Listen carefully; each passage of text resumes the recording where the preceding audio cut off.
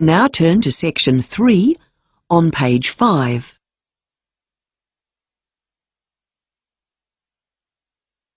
Section 3.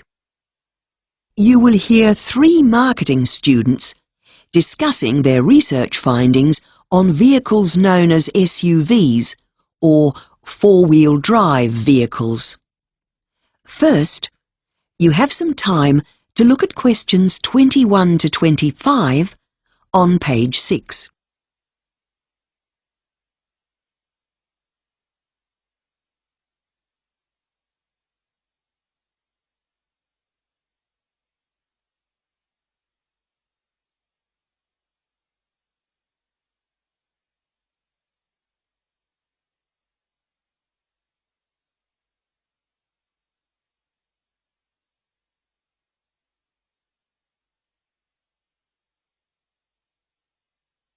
Now listen carefully and answer questions 21 to 25. So guys, have you got all your notes on four-wheel drive vehicles? Shall we go through what we have each found and think about how we'll put it together for next week's marketing seminar? Yeah, sure. Let's start with what these cars were originally designed for. Oh, I've got something on that here. Well, four-wheel drives, or sports utility vehicles as they are officially known, SUVs for short, were originally designed for off-road use by people who need to get to remote areas out in the bush, for instance. But the interesting thing is that they're actually sold now to a lot of people who just use them in cities, so they make quite different use of them. Okay, then maybe we should make a list of their advantages, shall we? So, one thing is that they're good for commercial use, okay?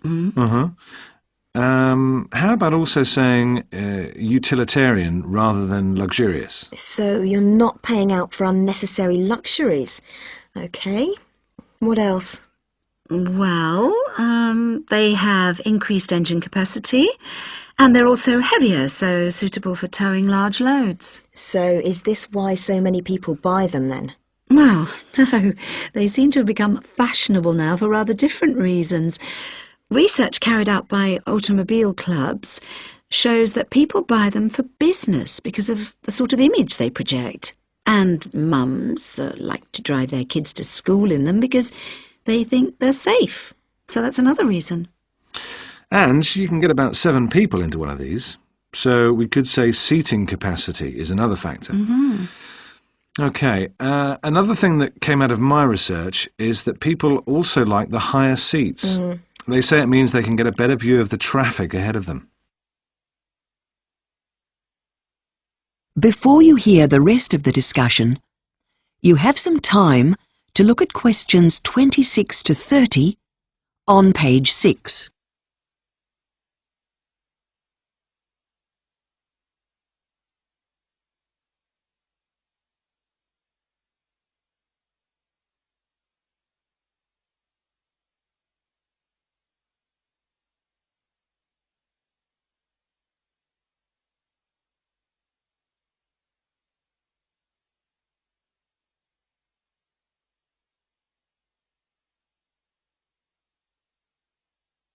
Now listen and answer questions 26 to 30.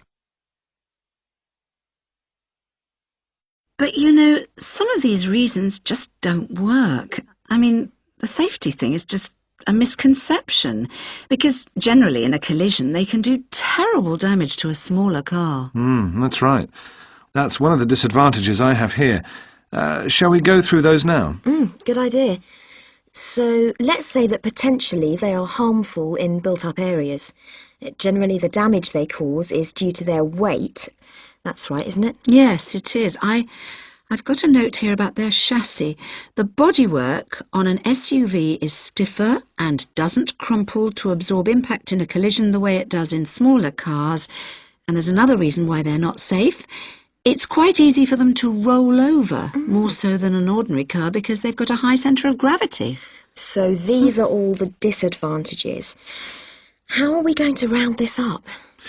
Well, I think maybe we could round up with a few ideas of how we can limit the use of these SUVs. One thing that could be done is to limit them to people like farmers, who can prove that they need them. That's good, but it might be hard to enforce. And companies could also increase the insurance for SUVs since they cause more damage when there's an accident. That's a good idea too. I tell you what, guys, I'll write up these notes onto an OHT so that everyone can see them when we talk through our notes in the seminar. But I think we need to put together a list of our sources too. Yeah. Can you do that? Sure, no problem. That is the end of section 3. You now have half a minute to check your answers.